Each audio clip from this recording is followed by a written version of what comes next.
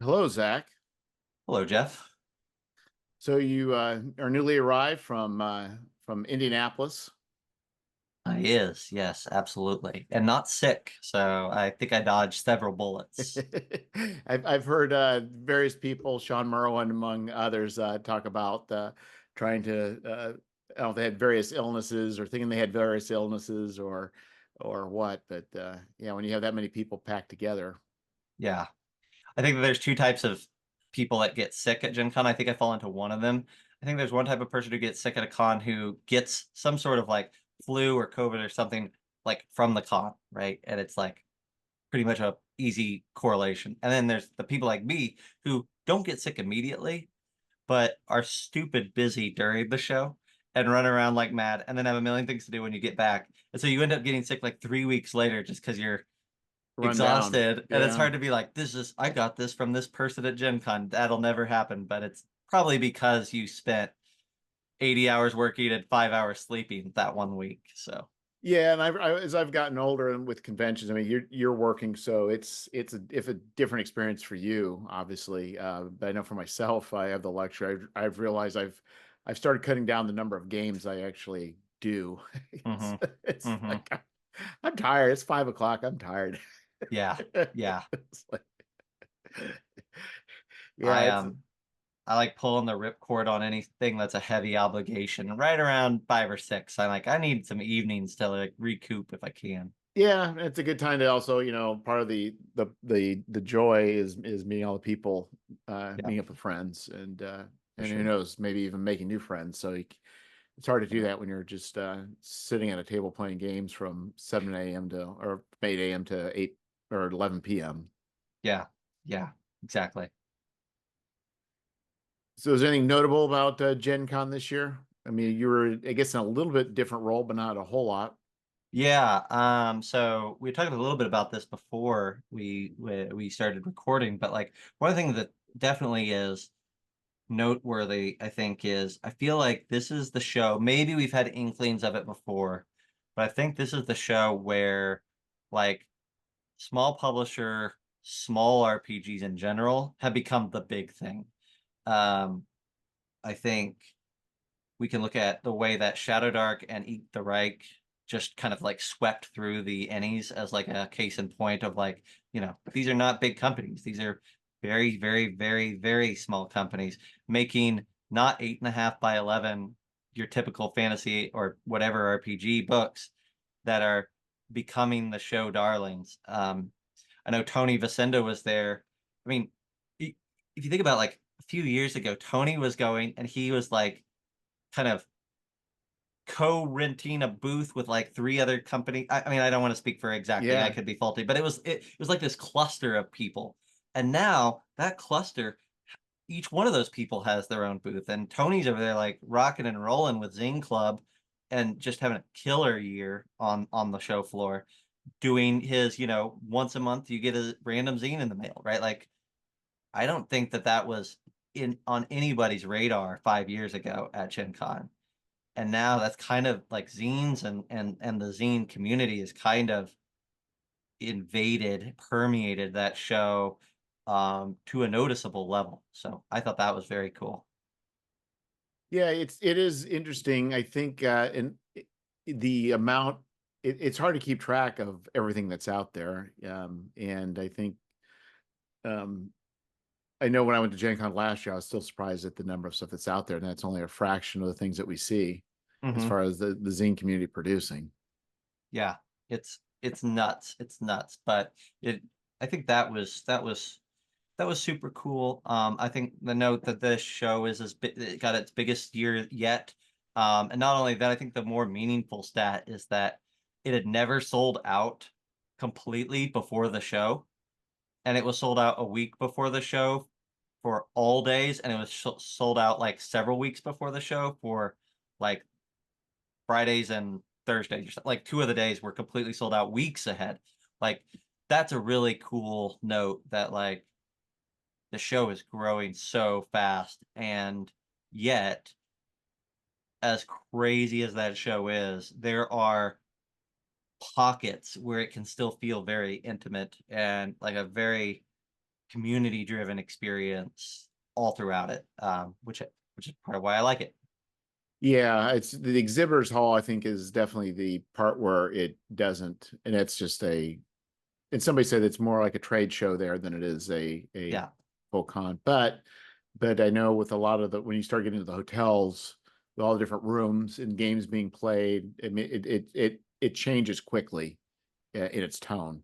One of the I'm glad you brought that up. One of the cool things that I did find at this show is, um, and I'm keep in mind, nobody can know everything about this show, but even still, I am an ignorant person, right? But I was wandering with a friend through. We were kind of walking back from something, and we heard that Edge Studios, who is kind of the RPG arm of Asmodee, they do the Star Wars RPG and Legend of the Five Rings, right? Um, we heard that they were doing a Arkham Horror spin-off role-playing game. Yeah, Um, and that they had copies of it, the starter set available. They weren't on the exhibitor floor. They were off in Central Station, which is this kind of like train meeting room building, train theme meeting room building with lots of like off. I don't know. It's this weird building off to the side of the show. Uh, and so we went there and explored, and it's like a maze, like a warren getting back in there, right? But you get back down into the sub levels of this old train station and into this little side room, and you go through, and all of a sudden you spill out into an area with, I'm going to say 30, 50 tables that are all running Edge Studio stuff, a lot of Arkham Horror, like board game stuff or whatever, and the new Arkham Horror role playing game. And over in the corner, here's two tables where they're selling the starter kit. And like, we were able to pick it up, and it's awesome. It's a really cool, like, tons of stuff in that starter set. And literally, that would have been a huge booth at just about any other show. But at Gen Con, it's tucked into this like yeah. maze. Um, and there's something really cool at the end of it. That Gen Con is that, right? Where you, even if you have walked the entire convention hall, and you've done so many things on the program, the reality is that there's so many crazy, fascinating things that you will never know about unless you stumble across them, or a passerby tells you about them, or you have an in somewhere, and then it's like, oh my gosh, we got to check that out, and it becomes the highlight of your show. So I had no idea that Edge Studio.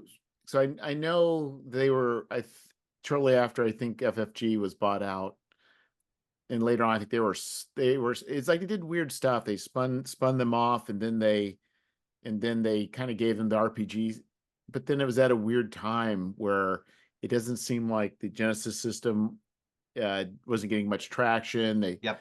put out a few books, hoping I think to capitalize on the IP from FFG's board games, and some of that just I don't think really landed well. I didn't realize they were still producing RPGs. Yeah, it's really like I haven't played it yet, so I'll report back when I have, and see if So it's they're probably not good. using. I'm going to guess they're not using the normal or the previous J Little dice system. The Genesis system, no, not for this. This one I think uses a D6 dice pool. Yeah, I wonder if they've abandoned it. I don't know. I don't know if they're really produced. Maybe that's not true. They produced. I think Twilight Imperium came out recently, Hmm. um, or at least some supplements. So I haven't played it for a long time, and so I'm kind of a little behind. But yeah, it's interesting. It's an interesting thing on the IP. I mean, I guess with it. So I guess with it being, I guess, public domain, that allows them, and they already have a lot of artwork already. So I think from their cards and different things, I think as far as Yeah, production of a book's not that big a deal. and that board game has a ton of art in it, and then they've had, I think, several expansions for it, so they've got enough stuff to utilize. It makes a lot of sense. I mean that starter set is one of the nicest presenting starter sets with so much stuff in it. So I think like they're putting a good foot forward. I don't know about the system or the writing yet, but from a product presentation standpoint, like this feels like a no-brainer and like a real legitimate possible threat, not threat, but alternative to Call of Cthulhu potentially. So um, anyhow, it's just cool. I like Gen Con for those things, in addition to the big exciting exhibit hall and things like that. But yeah, it was a good show all the way around. Had a great time with Pyreborg and Limithron there, and like you said, I think the highlight is always hanging out and with people that you know and get to see once or twice a year, or meeting new people that then now you want to hang out with once or twice a year, right? So Yeah, I mean the thing is too, it's so strange that it's, even though it's so big, the idea that you can bump into people that you know, like you wouldn't think it would happen as much as it does, but it does. all the time, yeah, all the time. I was joking one evening. I was trying to get from a hotel to another hotel for a meetup, and I think I was stopped 5 times just on the street by someone that I knew. Like, oh, I know you. Let's have a 15-minute chat, 10-minute chat here on the street. Like 5 times walking like 6 blocks or whatever, right? Like, yeah, it happens so much.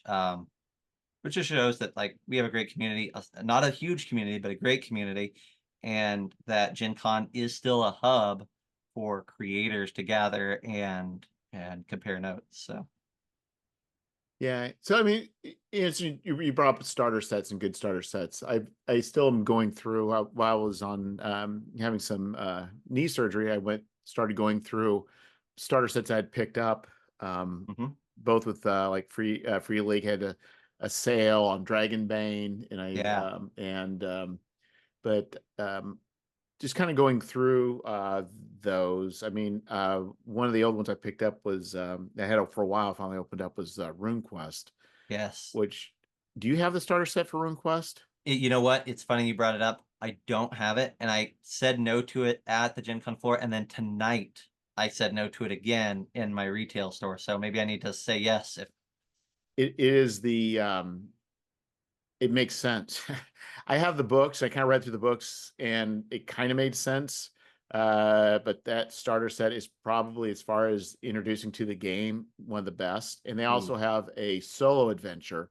So what happens is, a GM, you play the solo adventure, and then yep. once you're done with the solo adventure, then the adventures they have afterwards take place chronologically after the solo adventure you played, and then as a GM you played through it, and then the events afterwards you take your players through, and they are really good adventures. Hmm. And so I was really impressed that they condensed the rules into the booklets, the one booklet, and everything they've done is it made much more sense out of that. So Well, starter sets are my obsession. I think I have around 50 different ones. So like you've just sold me on it. I'm not gonna say no a third time. Uh, so yeah, I mean like the right starter set presented in the right way um, can be all the difference in a game. It can be the reason that somebody gets on. It can be the highest selling point. I mean, like I could name a few right off the top of my head, but like Alien has one of the greatest starter sets out there ever. Blade Runner, like if you're sitting there wondering like how is a system going to pull off the investigative, noir of the Blade Runner IP. Well, that starter set shows you right there. Like it's pretty straightforward and it does a great job giving you everything you need to do that all in one. Like you don't have like I argue that like Blade Runner is a game that like I don't even know that you ever need the core rulebook, because why would you not want a full all-in-one experience for investigations? Or I mean it's just like the starter set that is given the right amount of time and consideration is like the best way to play the game. yeah, I'm not a big 5e person, but that starter set for 5th edition, I think, is the best product that Hasbro has ever put out. It's so good. Yeah. It, it is the rules they gave are concise, and they are very runnable. You could just run off of that for the rest of your life if you wanted to. And that adventure, especially that very first scenario in the I forget the name of it, where you're in that cave where we have that water trap that they can pull and dumps all that Yeah. cool. It's like I've ran that like several times, and every time that scenario turns out different. So, Yeah. but yeah, I think, and I do have the Alien. So I've read through Alien, but I did also have I do have the Alien RPG or the starter set, which I picked up, but I didn't break the plastic on it while I was kind of a lessing. So I knew it's really good, and they're of course coming out with a new Alien Yep. starter set and I think new version of the game and starter set. that's probably, I'm not typically this way, but maybe that's a good capstone to our Gen Con chat, but like that's probably the most disappointing thing I heard out of that show. And I'm not that way typically. Like typically I'm like, give me what you want to make. Like, let's go nuts. But that game is only 5 years into its current edition. And in my mind, it's a nearly perfect game. And I would definitely be supportive of a revised core rulebook that, incorporates the errata and updates a few things, modifies a few things. I think that would be great. But I think fracturing your audience into a 1E, 2E, 5 years in when you're still going really strong and people are very enthusiastic about your product, I think that's a bad call. And I know they're saying it's going to be compatible, but I mean, that's not the first time we've heard that this year. And compatible means different things to different people. And the moment you start slapping 2E on it, I think you're making a statement. Right, because right. At what point is it just a different version, or in what point is it just a slight revision or cleaning up, tidying up? Yeah. And so right, in order to call it a second edition, you would think that there has to be something significant. And I've not played Alien. Well, that's not true. I played once, but I've not really played much Alien. But I know, as far as Year Zero engines, they consider that the push mechanic to be one of the most people consider to be the best of the push mechanics of the Year Zero engine games. Yeah, and the thing about it is that Year Zero is such a nonsense engine, right? Because they are completely overhauling that engine with every game. I mean, like think about like just between Alien and Blade Runner, which are like kissing cousins, in the IP spectrum, right? Yeah, Um, but in the Year Zero Alien, it uses exclusively D6 dice, and you're rolling mountains of them potentially at a time, right? 10, 12, yeah, 18 is not unheard of. Whereas in the Blade Runner system, you're rolling D6, D8, D10, D12s, and you're never rolling more than three of any of those at any given time. You're only ever rolling, and typically only two. So it's just wild to me that they say these are both the same system when even at the fundamental level of dice, there almost couldn't be more different. yeah, and that's the way it is with the Twilight 2000 as well. It uses, I think, I don't know if it was the first one that uses using the two dice. Yeah. I think. Yeah, but what I like about it is it's, instead of trying to be in a universal system like Hero or GURPS or whatever, they're willing to customize it for the game. But I guess the question, and you've played more than I have, I'm assuming that Modifius does maybe not to that degree, but they do a little bit of that, I imagine, with the 2D20. I've not played the Dune RPG, but didn't Yeah. that start abstracting things out a little bit? It does. There's definitely corners of the 2D20 that are very different. But at the core of the system, you're still grabbing 2D20s up to 5D20s and you're rolling them and you're going against target numbers. Like that's Right, the core game mechanic across right. all of them. Not like Um, other ones are D12s, and other times it's whatever. you're only It's rolling 1D20 or yeah, yeah, like yeah. I think the issue is it's not that like I agree with you. I think all of the Year Zero, well, I should say all, but I think a number of the Year Zero games are fantastic in their own right. But I think when people try to cross over, case in point, I ran a group of people through Alien, and then we went and played Blade Runner, starter sets on both. And they came into Blade Runner and they were very confident. They're like, I know how to play this. I played Alien, and it's the same system. And then they got into it and they're like, wait a minute. I had every single person at that table at different times say, this is a completely different system. I don't understand anything.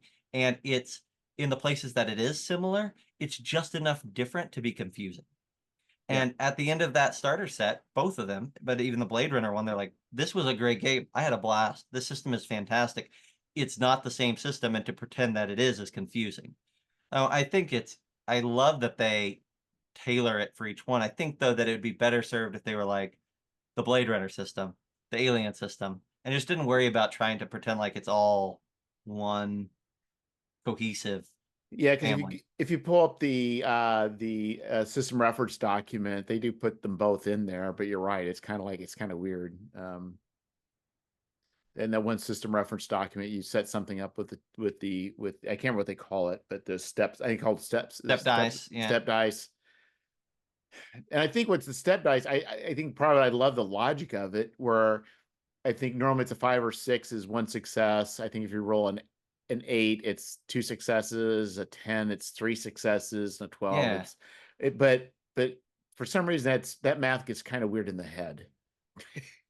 Because you roll a D10 and you roll like I rolled a 7. How many successes is that? Like, Yeah, I really like using their dice. It's pretty much a mandatory, like, because their dice have like little icons on them that ah, communicate successes, and I'm like, yeah, you're 100% right. A 7 should not equal, or a 9 shouldn't equal 2 in my brain, right? yeah.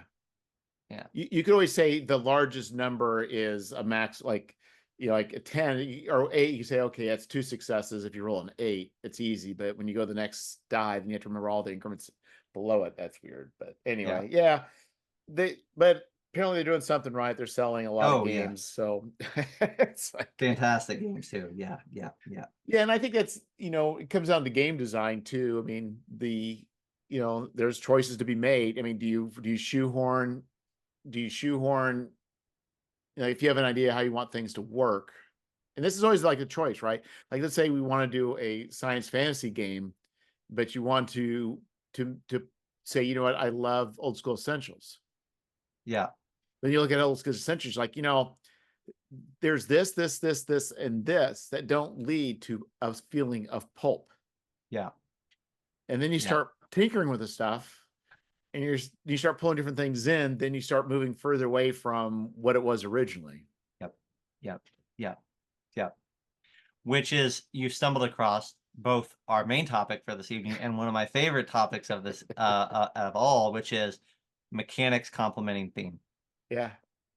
Um, because to say on Alien for just 2 seconds more, that's why Alien is arguably one of the greatest games to come out in the last 20, 30, 40 years, is because it manages to communicate theme, not just through the writing, but through the rolling of the dice at such a high level that it takes so much work off of the GM's shoulders about how do I create a story that feels like Alien. Just sit down and play this game as they put it together.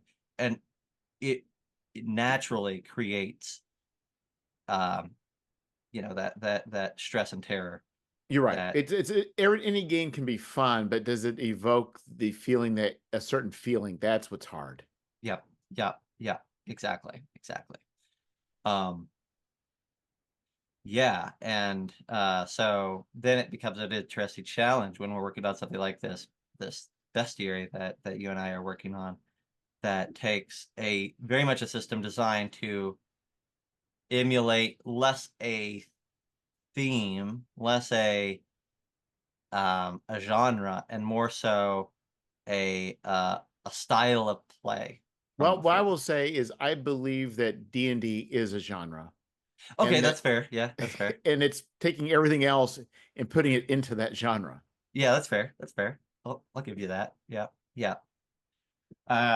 So then it's about taking everything else, put it into that genre, but then trying to like take it and like compress and strain a different genre out of it is an interesting conversation, right? Like, how do we take high fantasy craziness and turn it into weird sci-fi fantasy craziness?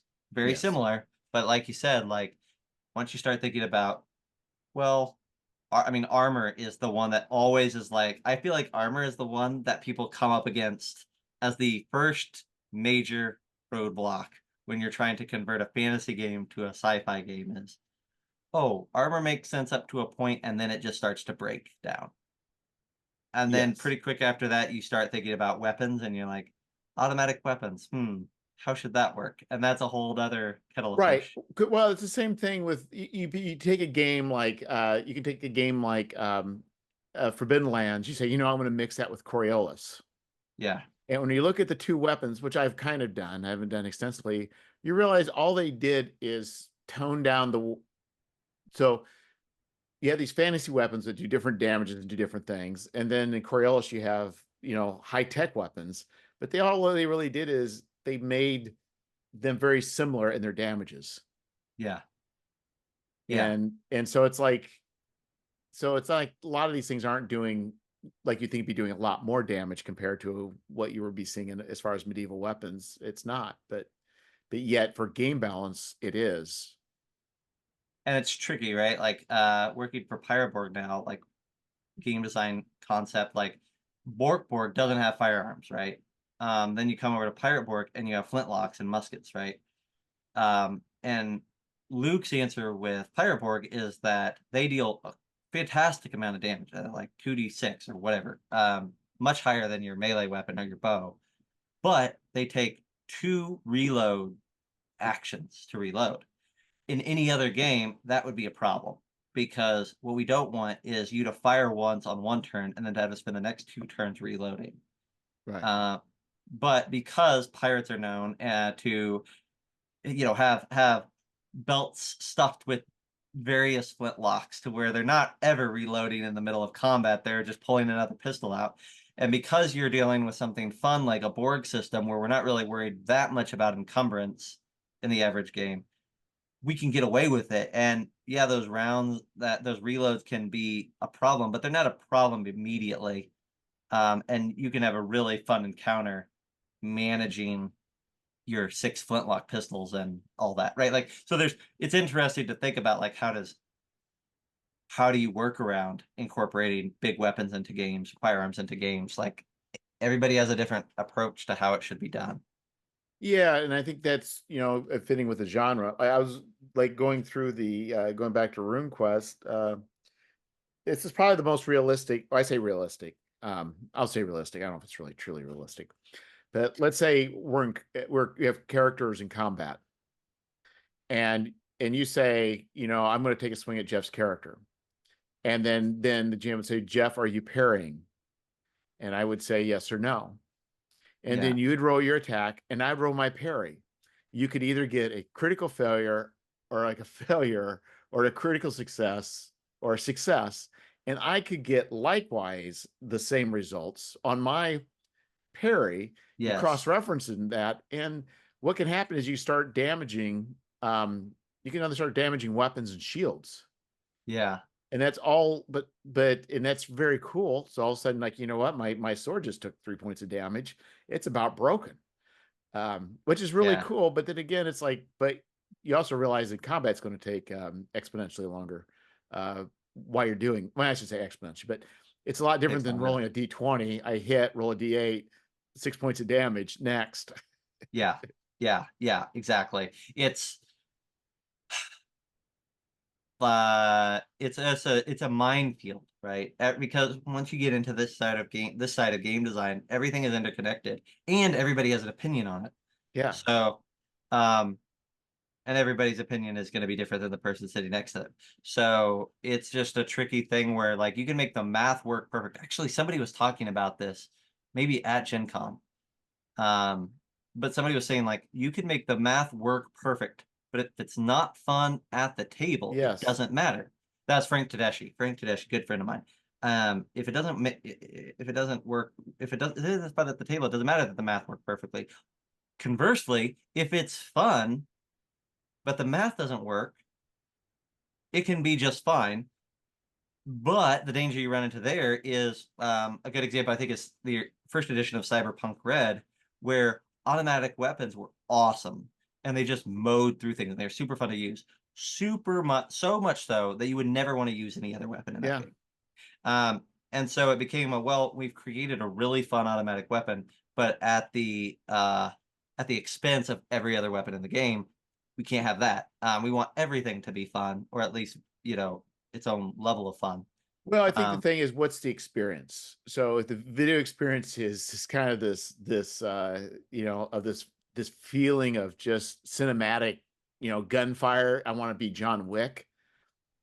Or are you playing, like with RuneQuest, you do not really want to be in combat because you're going to have to make choices, and those choices could lead to you losing limbs or yeah, dying very easily. So, the one play experience is you be very strategic of what you do and try and avoid and do these types of things. But when you need to, you just may make sure you have everything lined up. Or another game, it's like, who cares? It's Leroy Jenkins, right? yeah, yeah, and it gets. I think that you're gonna find with a game like RuneQuest, and Pirate Borg or whatever, you're gonna find that you can say all you want that there's two modes there, but you know as well as I do that 9 out of 10 groups are gonna go with that second option. Yes. Because that's what we've been trained to see role play games as is combat simulators of varying or lesser degrees.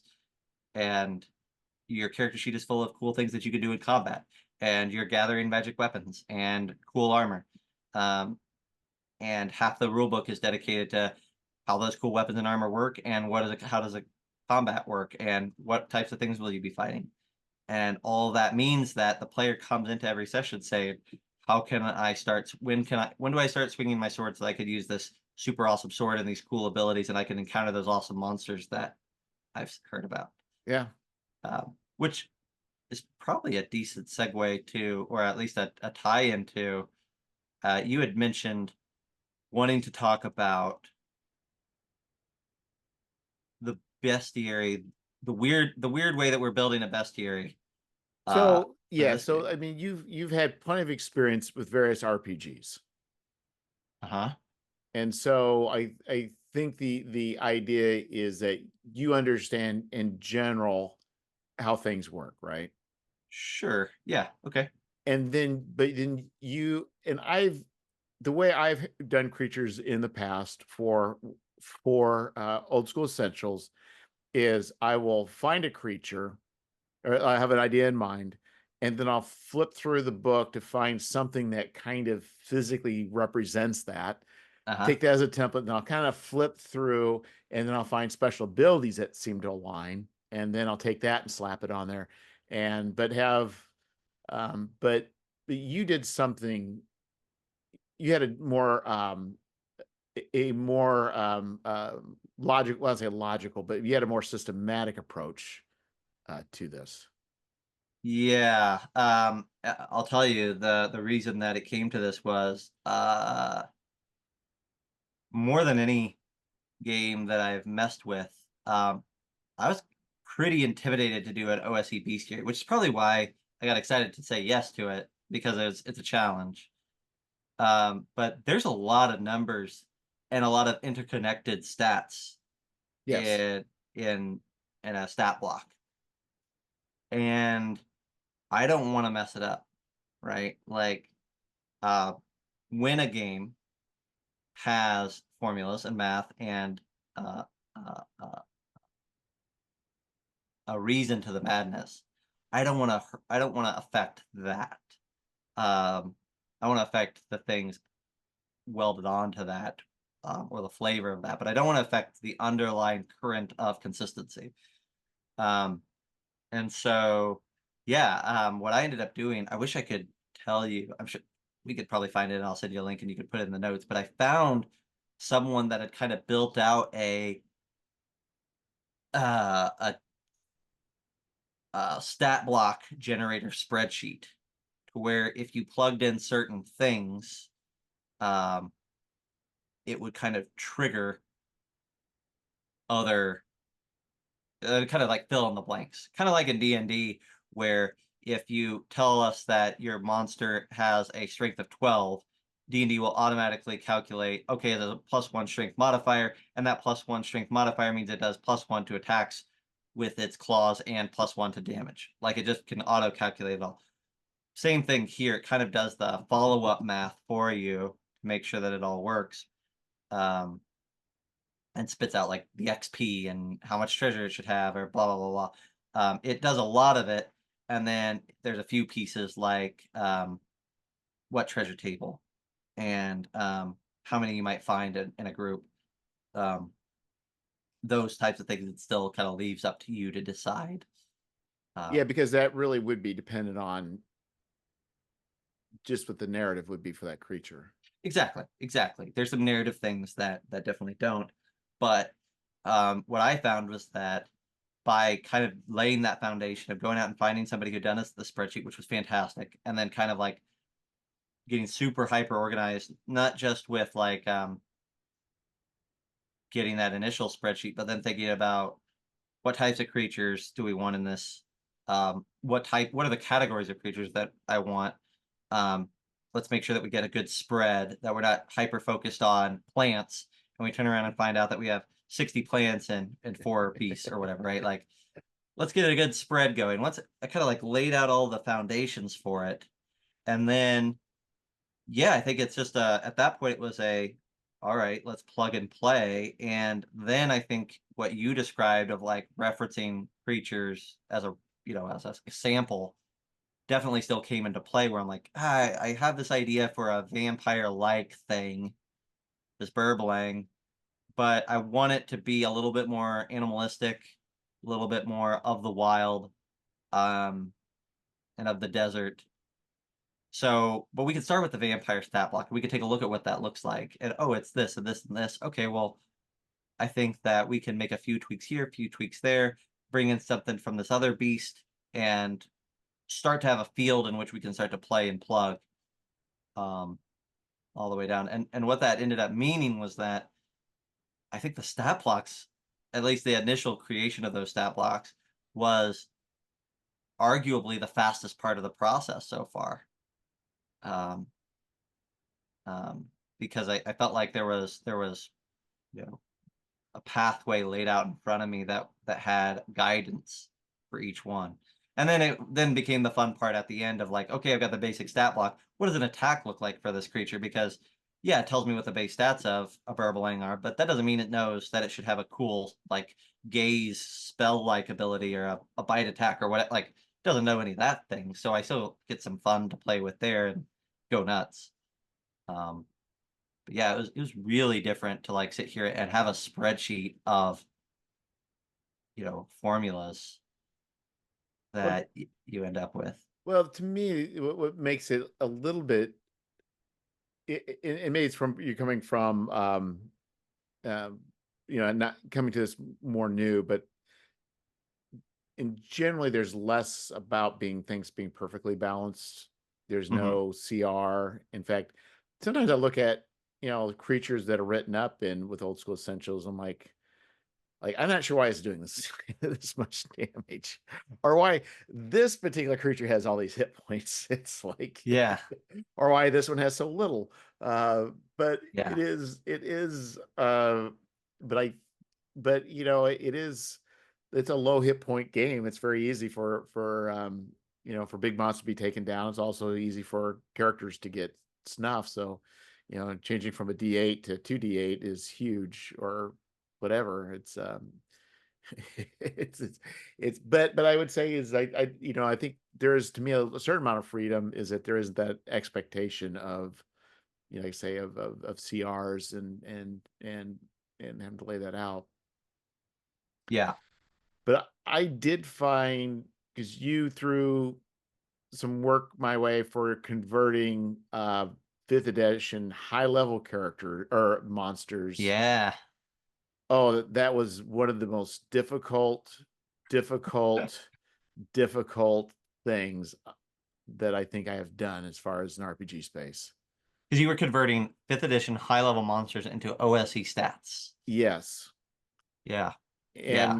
And I understand why they do it, but it's, and it made me like fifth edition less after but it's like you could have a weapon, um, or an attack that does so much physical damage, and instead of poison being something that is just you either save or fail, and it either kills you or paralyzes or doesn't, that then a certain amount of dice is poison. So you can have like 8d6 sword attack and then a 66 poison that's all part of the same attack.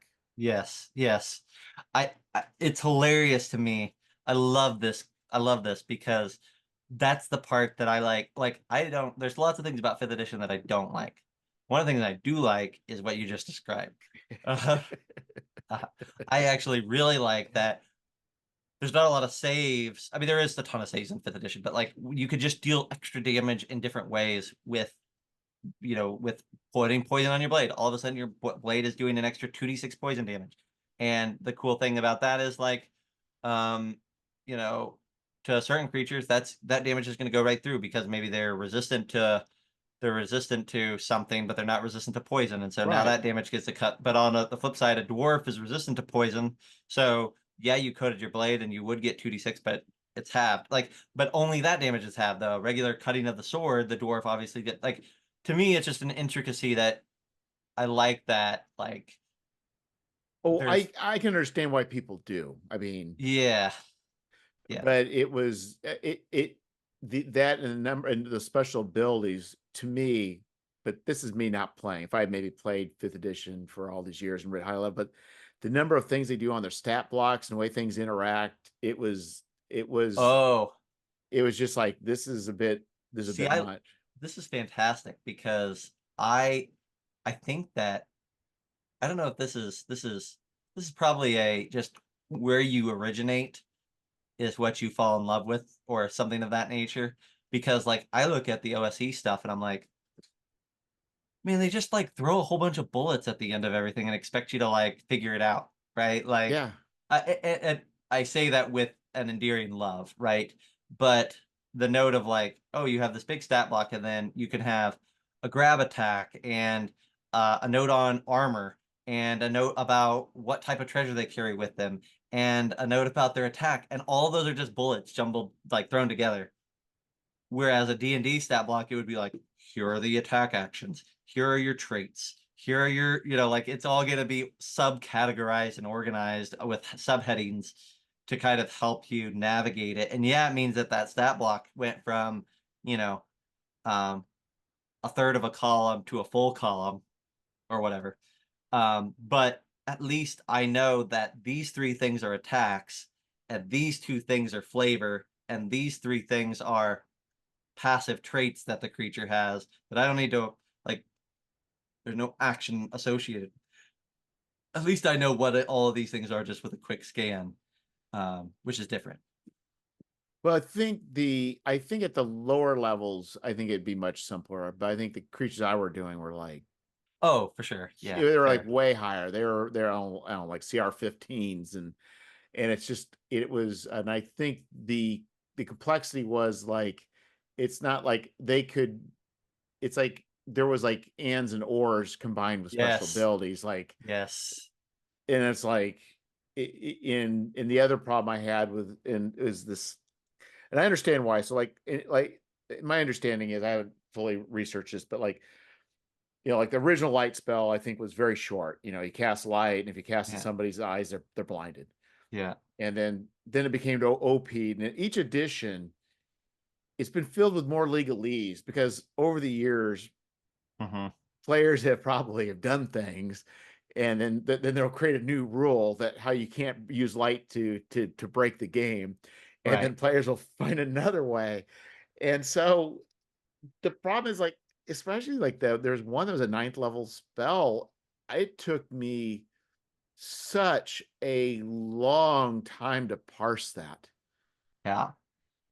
The It, language is so precise in yeah, 5e. Like every word is working overtime. yeah, and it's like it's like, and I don't know that it. Obviously, I didn't feel it needed to be, but it's like to my goal then was to and then I was asking is the intent to make this like 5th edition like OSE but feel like a 5th edition character, or is this meant to be translated to what it would be like in a typical old school Essentials game, which is Yeah, two in the different spirit things. of. Yeah, Yeah, yeah. so it's just like, okay, now I need to, in my mind I like stripping things down to just as basic as it can be, and it took a long time to do that. Conversion conversion as written or conversion as intended, right? Like Yes. a variation of that argument, which I'm always 100% for in this case, always for conversion as intended. Like write the monster in the way that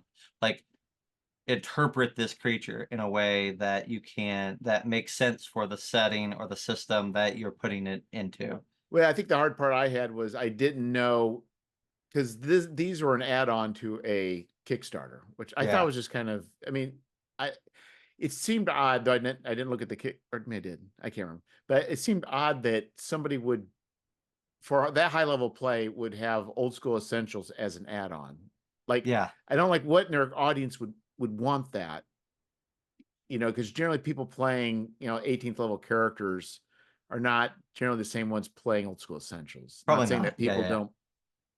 It's tricky, right? Like there's also like there's definitely a value in presenting the dream, right? Like how many times have we all bought that high level campaign or that 1 to 20 idea or that the source books for older editions that were for like immortal level of play or whatever. Like, it's like are 90% of people ever going to get there? No.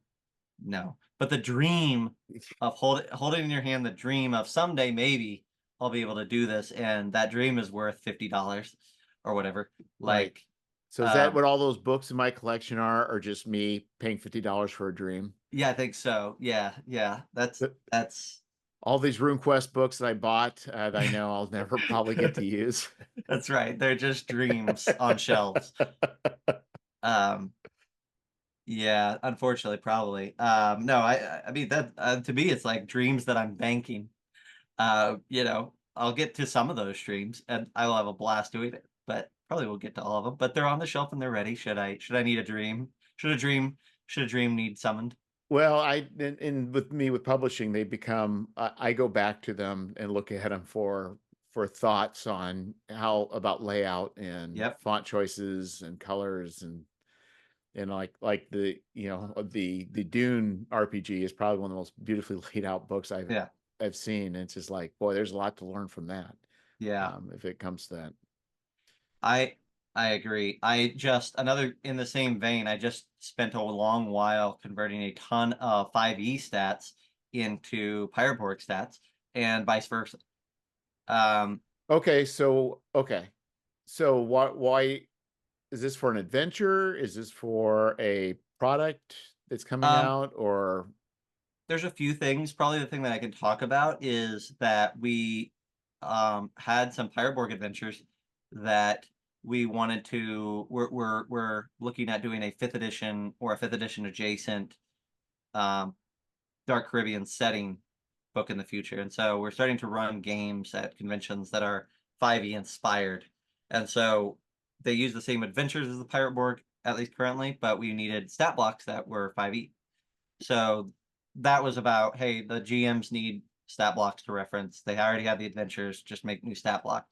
Um, and kind of the reverse was also true for the other way, but it ended up being dozens and dozens of stat block kind of going both so are directions. you So. scrap ratting and doing where the characters don't really gain in hit points as they advance? You're talking about for like the fifth edition version that we're doing? Yeah. Yeah. I think that's somewhat to be determined, but like one thing that we did at the con, this is kind of okay, so this goes back to our gen con. See, it all blends together.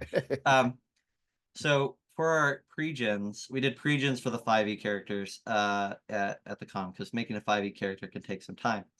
And one of the things that we did was we said in our version of 5e, you don't get maximum hit points at first level. So a fighter doesn't get 10 hit points plus constitution modifier at first level. You roll a d10, and that's how many hit points you get at first level. And that means that you can have a character with 1 hit point or a character with a mountain. And we presented that as the pre-gens with the Bard. We had 10 pre-gens. The Bard had 1 hit point. Some of the others had 3, 4, 5, much lower than the 5th edition typically would. Yeah. And that freaked players out immediately, Yeah, yeah. right? Like they're flipping through the pre-gens, they're like, 1 hit point, 3 hit points. Is this right? And we're like, yeah, because like we want to communicate a different style of play. Also, I think our GMs ran it where instead of having 3 death saves, you just had 1. And we didn't really talk about leveling in our game. I think our vision, all this is again kind of pending. Right. But I think in our mind, that setting would only go to 10th level, so you wouldn't have the high level craziness. Um, and there's some other things that would change. Like I think one of Luke's favorite rules is that there's no long rests at sea. So if you want all those great benefits of a long rest, you got to get off your boat and get to land and get someplace safe and rest. On a ship, you're only taking those short rests, which are limited and eventually run out of viability and usefulness. And then that makes sense because it's probably not true because I mean people on the ship, eventually, I mean real life that's their home, but in general the idea is that it's like being in a car or in a van or you're sleeping in hotels. It's like it's not like being home or being in a place where you can truly relax. You're just on the road and you need you need to Yeah, go to a place, hang out, meet some people, go to a bar, go swimming, whatever it may be, something out of just the grind. yeah, yeah. One thing also that I noticed with that, that was really fun to kind of pick up on was Morkborg is or Pyroborg is such a like, even though they're both D20 systems, they almost could not be more different. And one of the things I noticed was when I'm taking Pyroborg stats and converting them to fifth edition is a language. Yeah. And it's actually, I really think it's a beautiful language once you learn it. And it allows for really, like, you can write, like, there's a right way to write something in fifth edition, right? And so once you learn what that right way is, it's very easy to communicate and the proper professional, Yeah. everybody's gonna understand it way. It's almost easy once you've learned the language to create whatever over there because you just speak it. So taking things from Pirate Borg and putting them to that, the main step is thinking about like what tone of language am I going to make? Am I going to make this a CR5 creature, a CR8 creature? Once you figure out kind of like the threat level of a CR, the language kind of flows pretty easily, and it's not a hard thing to do. Conversely, um, it's wild how interesting it was taking a 5e stat block and putting it into Pirate Borg stats because it is, I would say, 80% artistic and Yeah. by feel. And then 20% is that last punch up of trying to think of an interesting mechanic that that creates that will create an interesting encounter and also feels very Borgy still.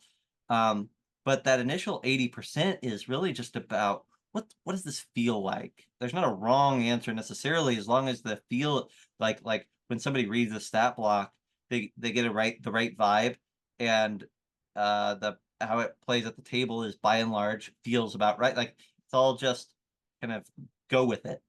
Um, I just kind of really struck at how it's like left brain, right brain, and two different still two stat blocks, but two D20 systems, but using two different sides of your brain almost exclusively to create them.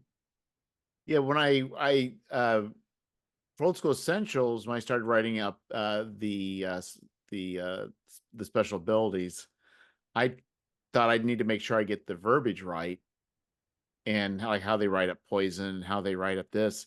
And I flipped through it and there is no consistency in how those things are written.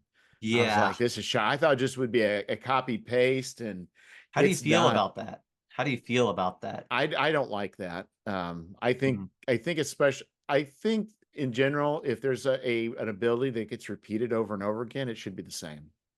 Mhm. And if it's Mhm. worded differently, it should be only because there's something different about it. But if it's Meaningfully different. Yeah. yeah, Yeah. save versus poison or die should always be save versus poison or die, or the person dies if they don't save versus poison, or however many different variations.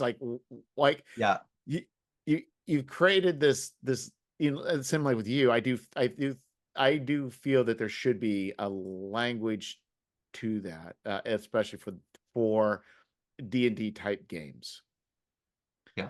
But have you ever played or have you ever ran Dungeon World? No, it's not been on my radar heavily. I would highly recommend running maybe 1 or 2 sessions with Dungeon World. I wouldn't Mm, recommend I don't necessarily recommend it being a great game for running more than that, but boy, that will pull on your brain mm, because there are 3 options. There's either you fail and the GM makes a move against you, you you partially succeed, and then there's different things that can happen with a partial success. And it's generally the GM making offers or complications, or you succeed. But if the character fails and you move, the GM decides what that move is and to the degree. And if you're working with a creature, there's just descriptions of kind of the things about the creature. mm-hmm, mm. So if you fail, something's going to happen. Something, Yes, but it's up to the GM completely what that is. yes. That's a that I mean it's a PBTA game, right? Like Powered It by the is. Apocalypse. Yeah.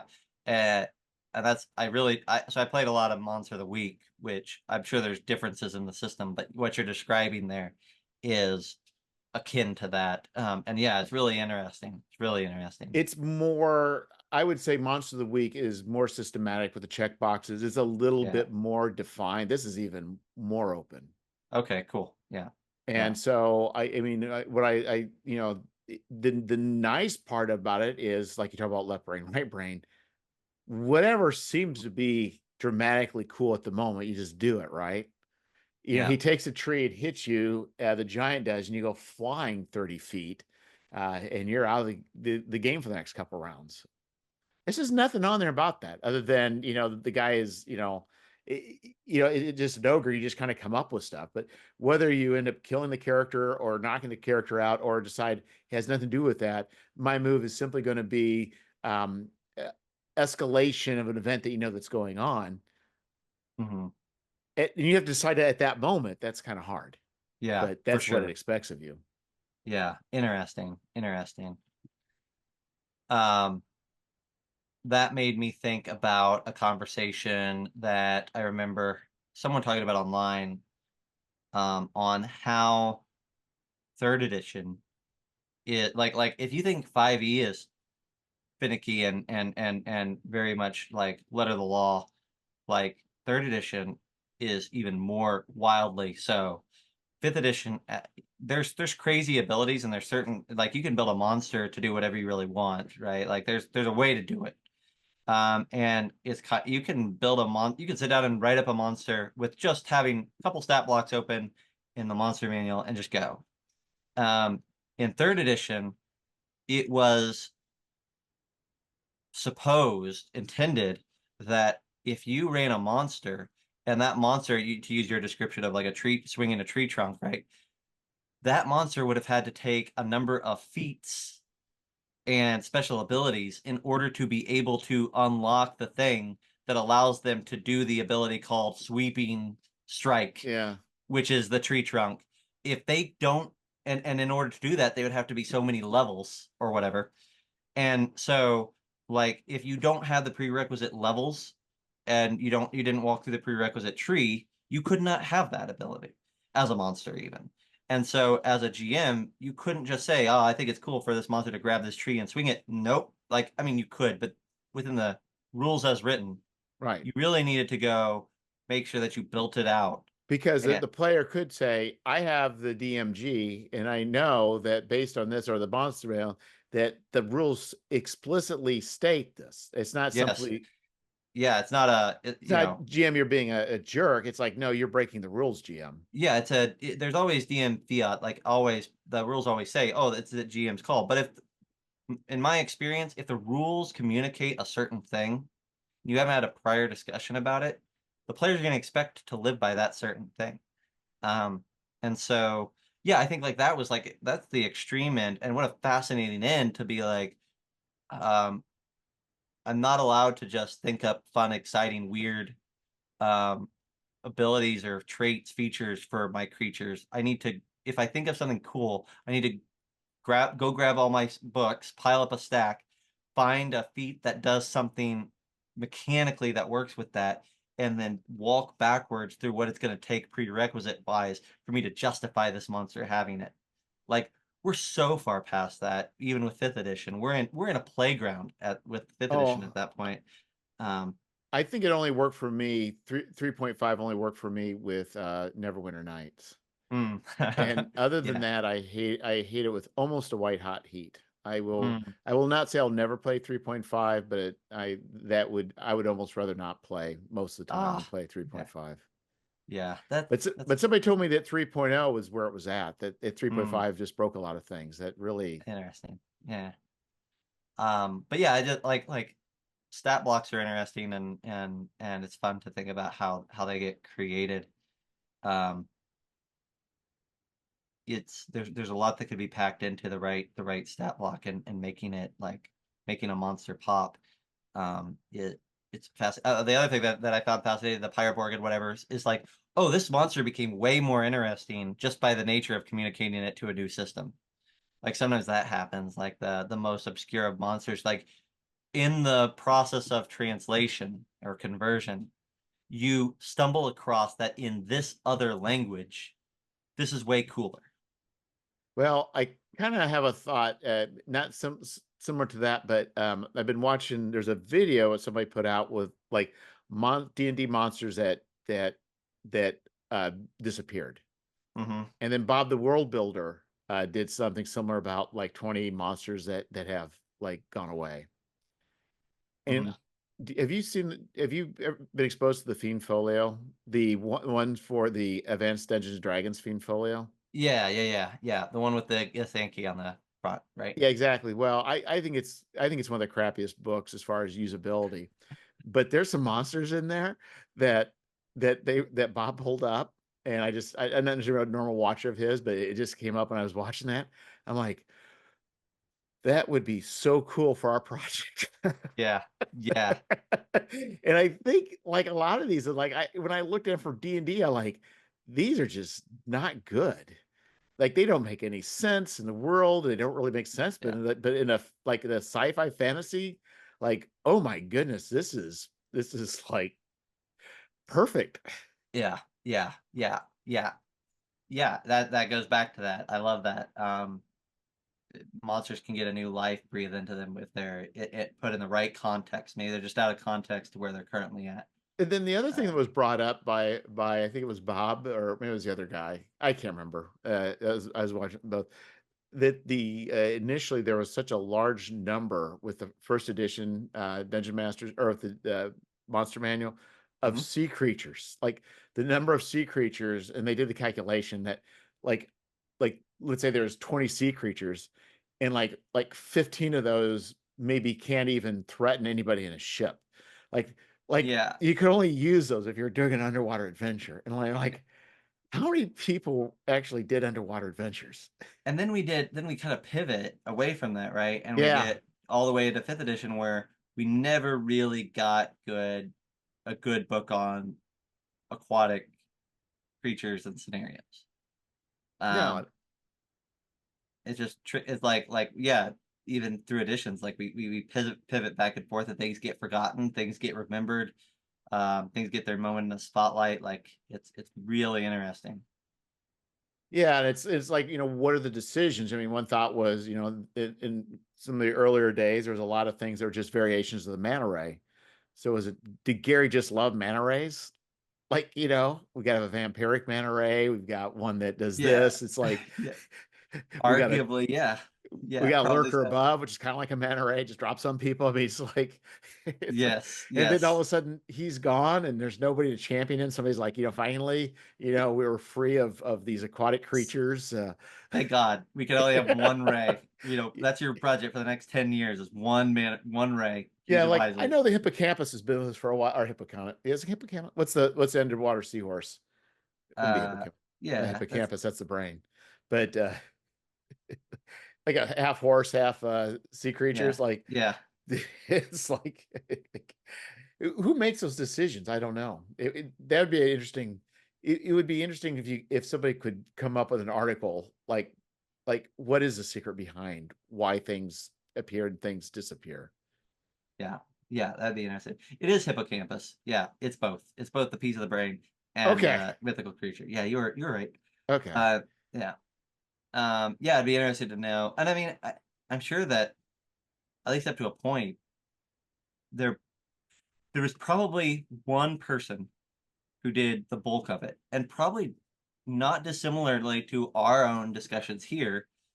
One person's pitching the initial slate of monsters or whatever, and then somebody's coming through and saying, I feel like we could use a few more over here, or could we modify this one, or this one seems out of place. There's probably some slight shuffling, but I bet you could point to one guy per monster manual. Be like, that guy is really the author of 90% of this, or at least the creature list. I bet you there's Right. one person that's almost solely responsible for each one. In the first one, you can imagine, that there was the idea that let's look through because it's the first monster manual, ever. Um, Somebody says, we got to go through, a lot of mythology and try and get one of everything. And so Yeah. it kind of makes sense about some of the stuff that maybe wasn't necessarily practical winds up there, but And then um, some of those books like the Fiend Folio, I feel like you had a great idea that probably only need to be a third of the size. or if you And made up something different, like how's a Norker different than a goblin that's different than an yeah, orc that's different, like besides they're underground, like yeah, yeah, what's yeah. I think there's definitely bloat and fluff that get added to the further you get out from your core book and your core collection of monsters, the more fluff gets added. Case in point, um, I feel like I really think that the Cobalt Press designers are on top of a lot of great, like they understand the 5e language really, really, really, really well. However, like and that some of those books that they put out have some really fantastic creatures in them. But at the end of the day, like there's out of a book that maybe has 400 creatures, there's maybe 30 that I immediately recognize and say, "Oh, I could use this, and this is awesome." And there's probably another 100 that I'm like, "This is awesome. I don't recognize it, but it's familiar enough to me that I can figure out a way to get it."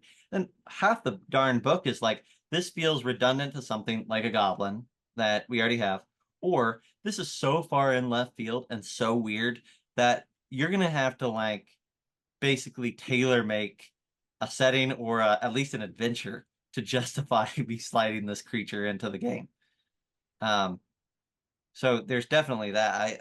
I think that's a hard part. Like probably we need to have like a powwow ourselves about the bestiary we're working on and say like, are there any things that are just we want bizarre, but is there anything that's so bizarre and so out there that we can't find the average GM is going to have a hard time justifying finding a place to put it. Oh, right. I think the thing is, since we're dealing, well, I think the bestiary is really tied into what's going to be the future setting. So I think the idea is as long as we could put it in the setting, even in those settings, not going to necessarily be in the bestiary, I think we have created a narrative justification. Yes, yes, yes, for sure. Yeah, yeah,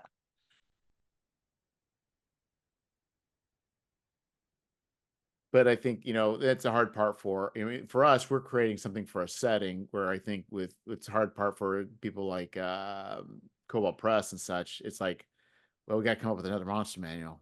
We yeah, got to come up with 200 creatures. yeah, yeah. Like you think about all the monster manuals that have been done for Dungeons and Dragons, and then other third parties, and then you know, you run into traps. I remember the very first one they put out. The Wolfgang was they had gotten called out on it. It's like there's like 3 or 4 monsters that were women monsters that would seduce men, to their death. Like, Hmm. Yeah, I'm yeah, like, well, maybe there's a Skalky and this and this and this and that, but it's like there's a point where it's like this is not only redundant, this is kind of weird, and I can see how things could get, for large projects with so large projects, it's easy to lose track of what you got, and it's not Yeah. always easy to see. And I don't blame them for that happening, but Wolfgang is like, yeah, that was, that was not good. But it's hard. I can't imagine to be in that situation. It's got to be an unenviable position.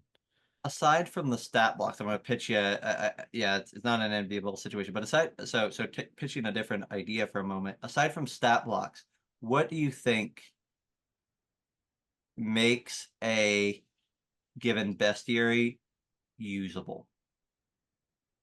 I think almost none of them. I find very few bestiaries usable in the idea that it does not give me some idea how to use them as anything other than a creature to fight. And to me, that's like the least interesting thing.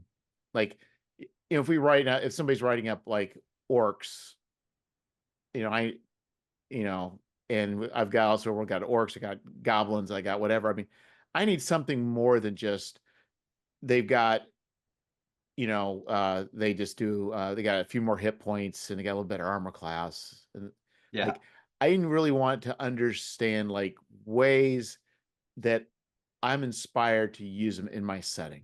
yeah, And the idea too is in kind of the thing with the kind of along the lines with the Gary's Appendix Bestiary is I want to, like, if you roll a random encounter and these thing comes up, you want to answer the so what. Like, so what? You rolled acolytes, so what? You rolled up yeah, a Lamia, so what? You roll up a merchant, so what? Like, what do you do with a merchant? There's probably 100 things to do, but I need something on paper at least to get me thinking along yeah, what to do other than I don't know. It'd yeah, be merchant. yeah, yeah, Okay, I want to buy something. Okay.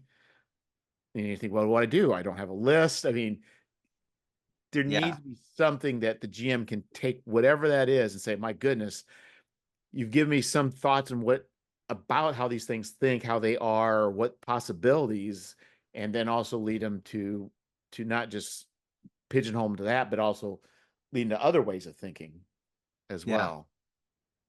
Monster ecology, which is something that you do a lot in Gary's Appendix, I think is like so important. Like for a great bestiary, like the ability to help put context to monsters is so huge. Like you have a paragraph, maybe a few sentences at the beginning that's like a descriptive paragraph, but that's not enough. For most creatures, that's not enough.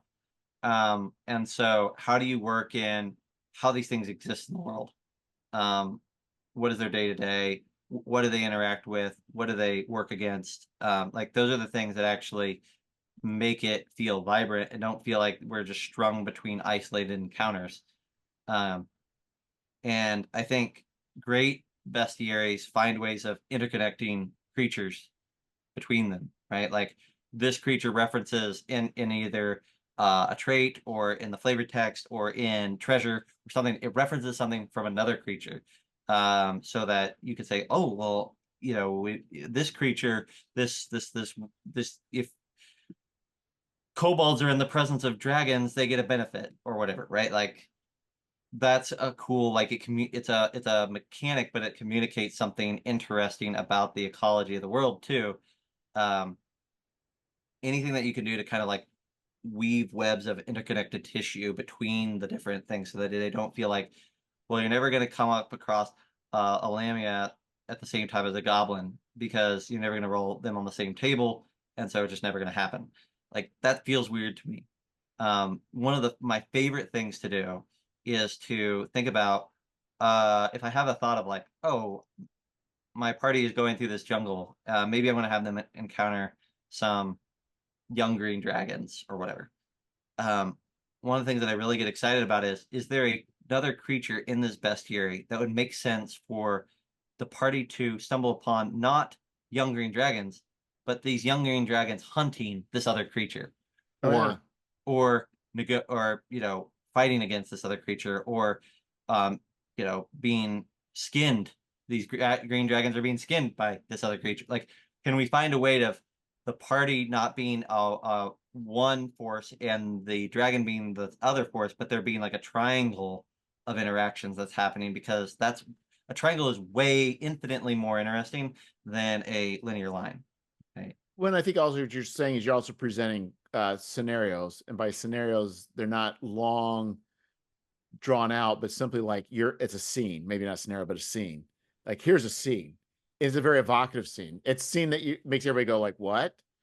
Mm-hmm.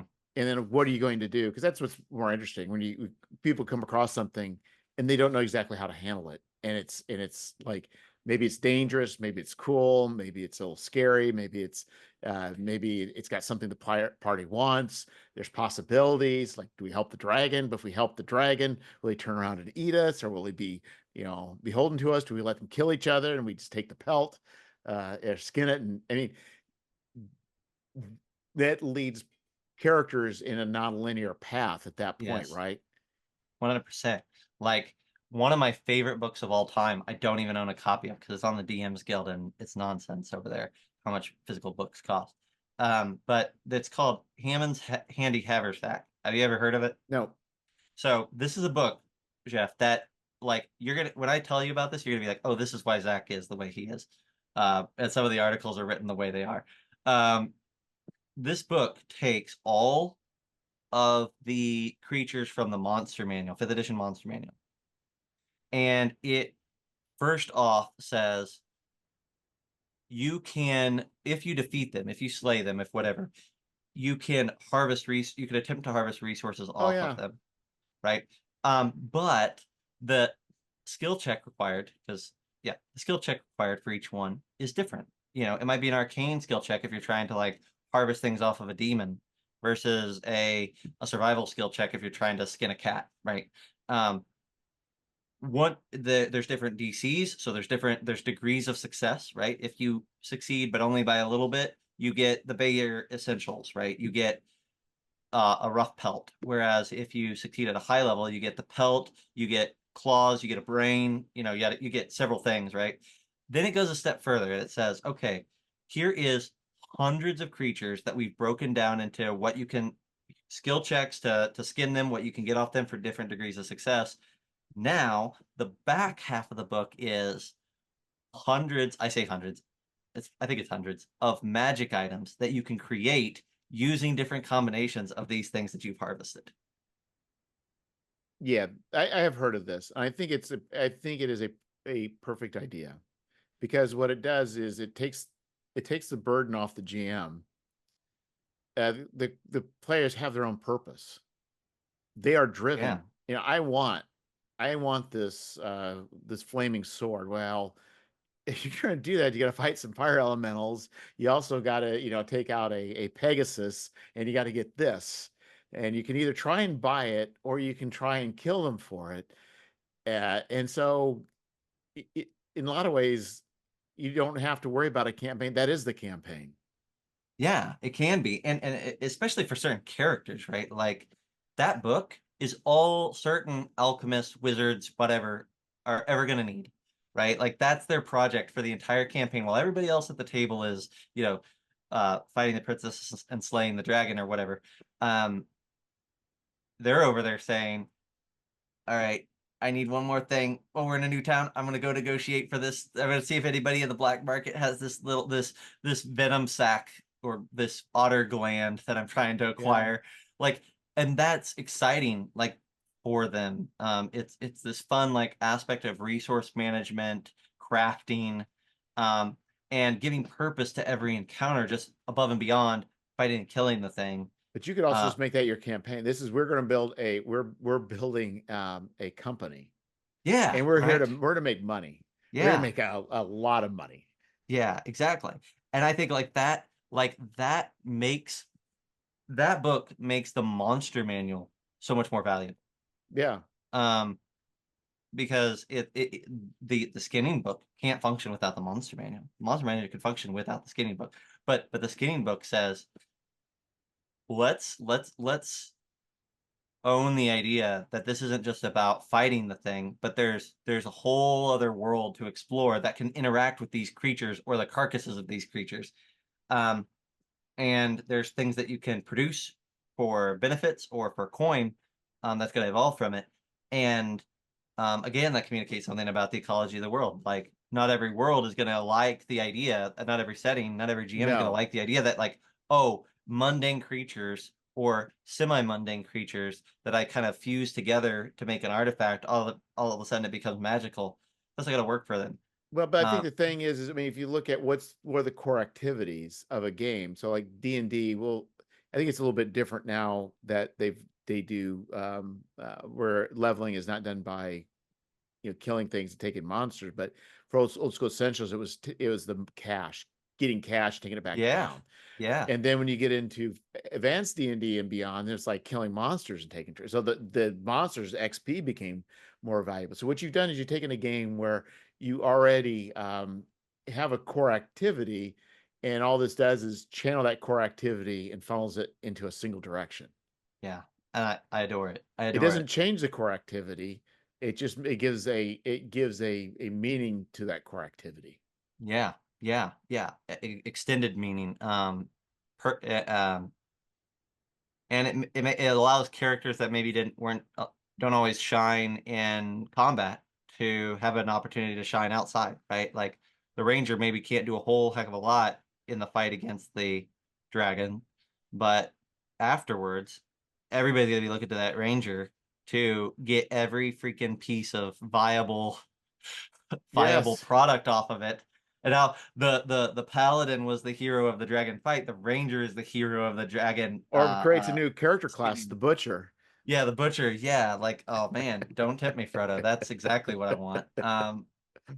Yeah, yeah. Well, Uh, that is I did put that in as a skill for as for the Journey of the Madlands, and the idea that indirectly people could use that for Journey of the Madlands. Some creatures were edible and some weren't. So, the idea yeah, was, well, having a butcher skill would be very handy. But here it could mean the difference between making a handful of gold pieces and making maybe thousands of gold pieces. exactly right. Because Exactly that right. pancreas off that thought eater is very hard to get out. Yeah, If you take exactly somebody, right. you need a scalpel that's made Yeah. of whatever to be able to properly do this. So, At a surgeon's hand. yeah. Yeah, a surgeon's steady hand. Yeah, yeah. Oh I no, love that would that. be good because a surgeon could be one thing and a butcher could be another. Yeah, that's true. That's true. And then a tanner.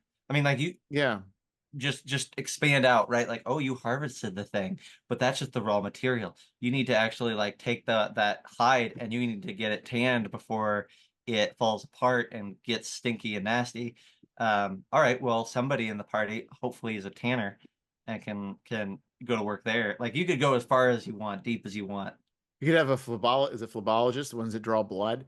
So Yeah. maybe you can negotiate with creatures. Maybe ethically you don't want to kill them, but maybe you have a guy who just can extract their Oh blood. yeah, that's hilarious. So I just got I have a new fascination, Jeff, and it's Shadow Dark. I did not think I would be as obsessed with it as I am. I think part of it was the GM that I ran with at a local con recently. Um, but funny enough, like there's this he had this crazy cool idea for a dungeon or for for like a con game where he had 3 sessions all throughout the weekend, and you played as level 1 Shadow Dark characters, and it was 3 different tables of people. However, you were all clearing the same dungeon, and the resources that you had, the info that you had, depended upon the notes that were taken by the players at the table in the sessions before. So we played on the final session on Sunday.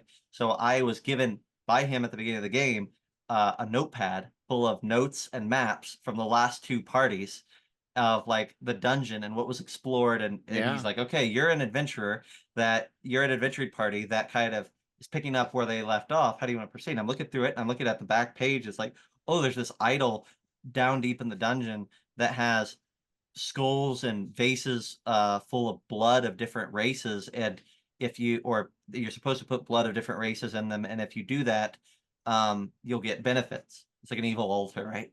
I'm like, oh well, I think the purpose is that we're supposed to get down there and then have to like stab each other or whatever to get blood or go, whatever.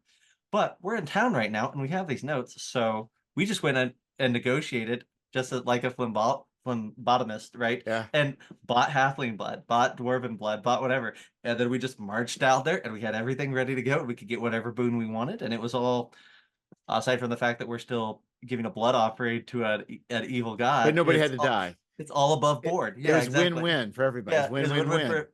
Yeah, The exactly. evil deity got their sacrifice, you got the benefit, and the people got paid Got for some. their Yeah, blood. exactly. Yeah, they got a little money. They got a little coin. So yeah, like I mean, yeah, that would be really fun. Or a poisoner could harvest poisons off of all sorts. Like, gosh dang it, like this is we could make a whole game this way, and I'd be super excited about it. But yeah, anything like this I think is fantastic for adding value to the bestiary. A couple things that came to mind there also is, and we've done some of this in this one, is tables kind of um, boxing in the bestiary. Tables that modify it or give encounter ideas or um, communicate something about the landscape. Anything that can kind of help you as tools place those monsters into the scene that much faster, or offer, okay, I've ran these orcs 20 times. I don't care about this orc stat block anymore. My players are bored. Anything that we can do to like say, here's guidance or some tables or some optional mechanics to modify existing monsters in this book in unique ways. Like that I always find handy. Like here's a table of weapons that you can give to any humanoid in this book that can modify them 1-to-1, right? Like, this raider has a handgun, and all these other things have whatever. Here's a table that has all the other weapons with their modifiers already kind of calculated and ready to go if I wanted to drop that in. Or a table of here's weird special abilities that you can give to bosses. Like a whole section on boss, how to create a boss monster is almost always one of my favorite portions of a book. Yeah, the other thing I was thinking about you doing that, it might be also tables to flip the script on monsters Hmm. or encounters.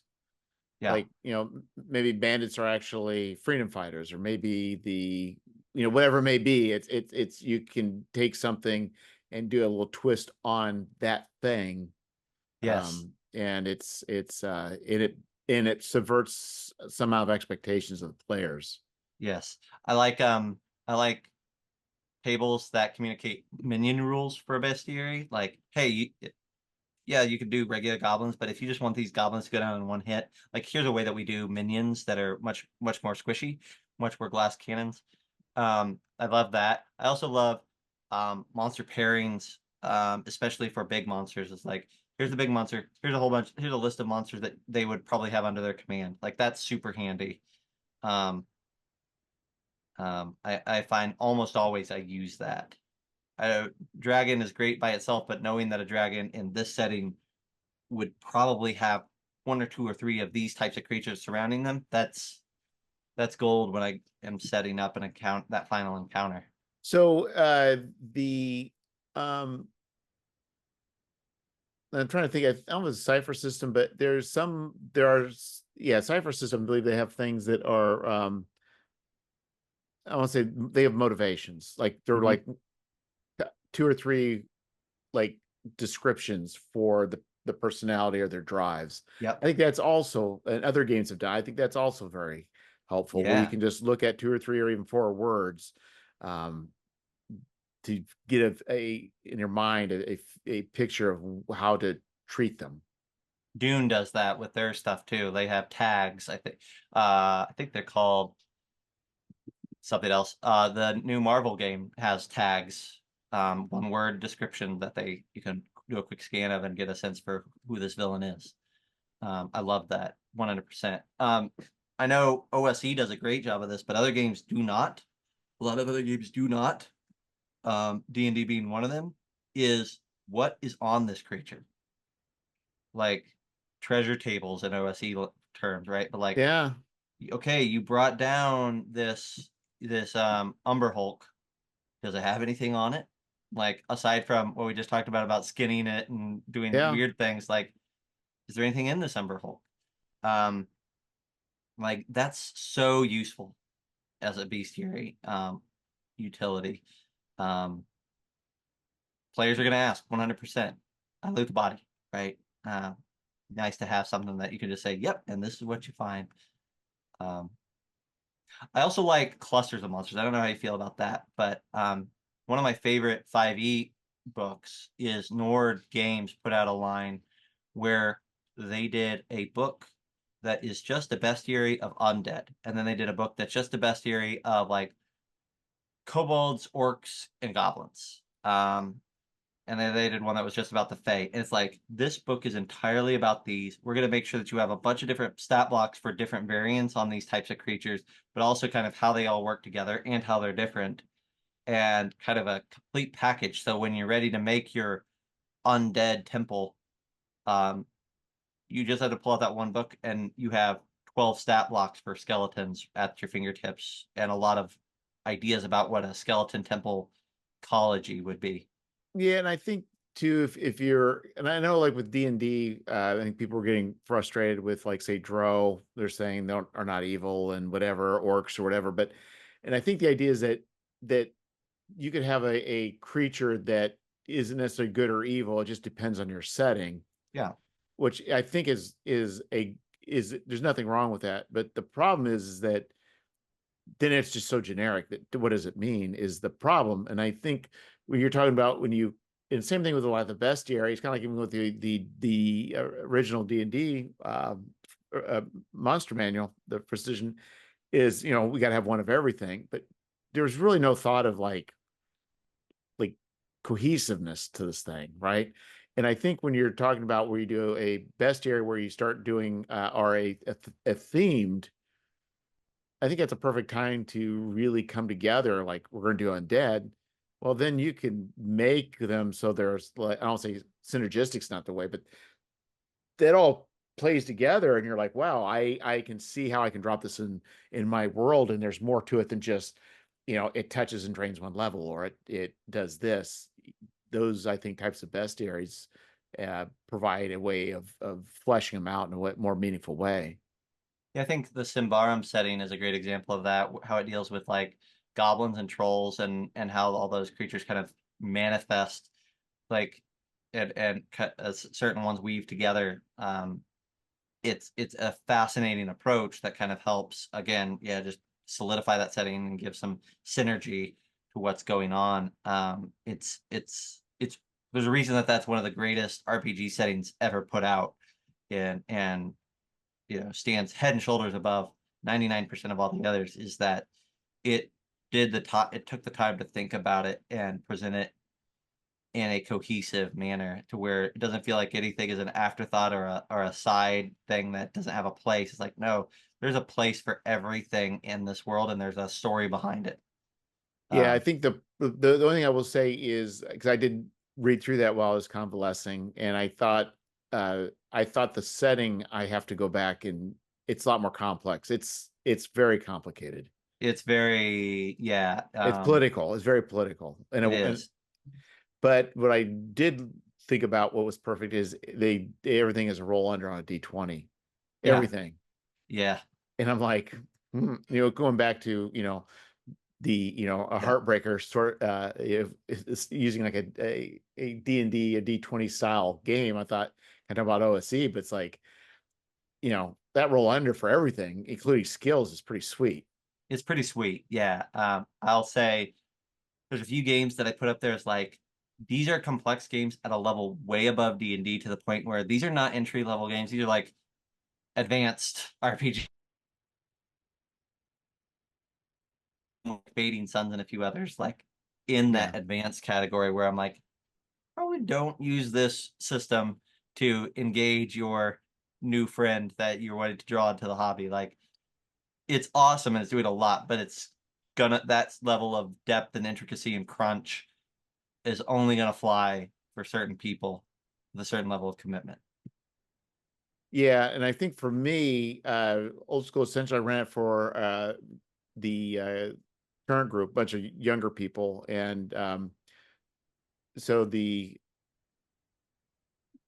you know the so saving throws are rollover, and your to hit is a rollover.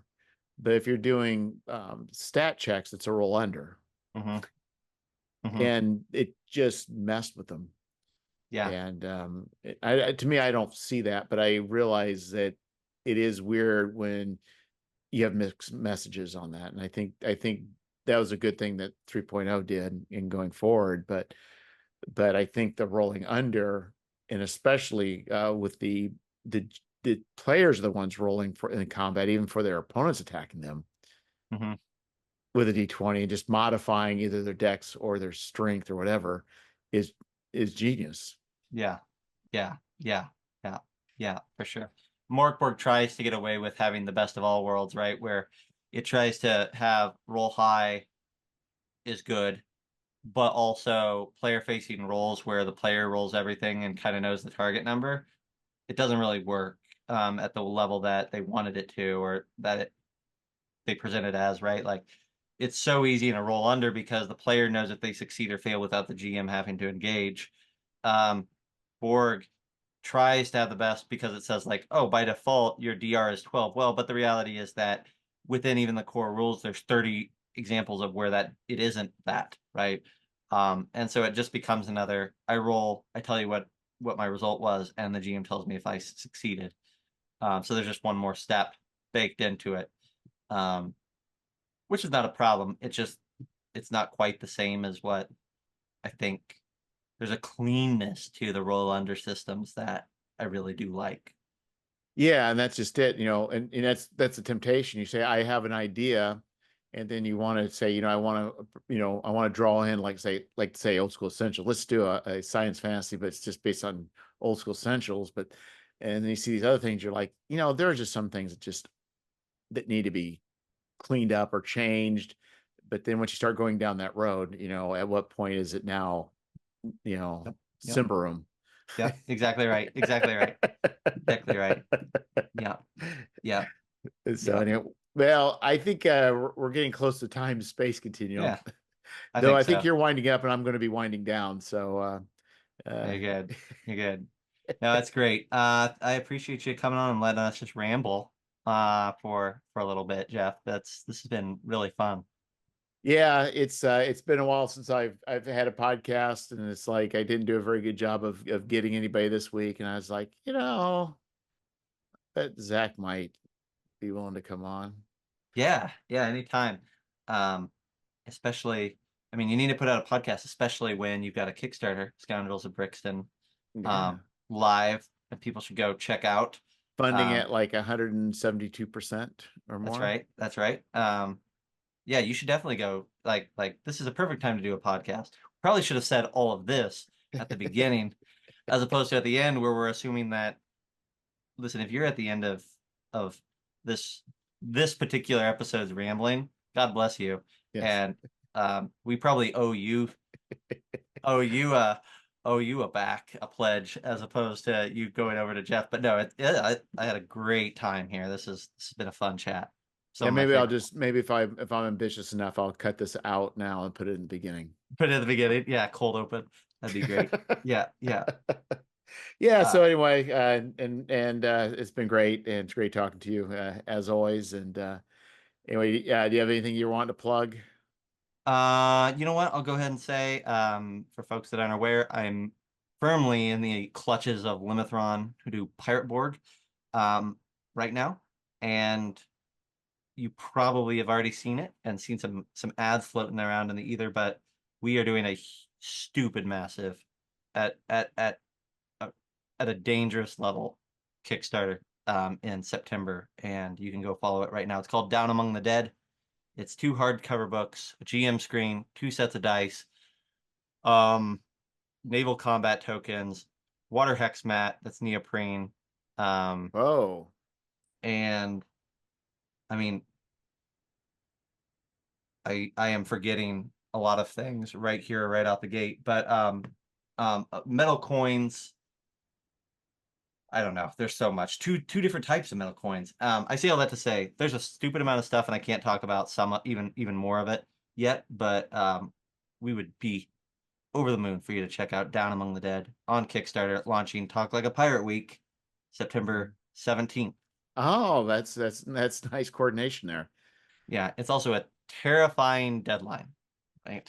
So I guess also if you guys are not seeing any advertisements on Facebook or whatever, please contact Zach so he can figure out why Yeah, his reach isn't going where he thinks it should be going. that's exactly right. That's exactly right. Yeah, yeah, for sure.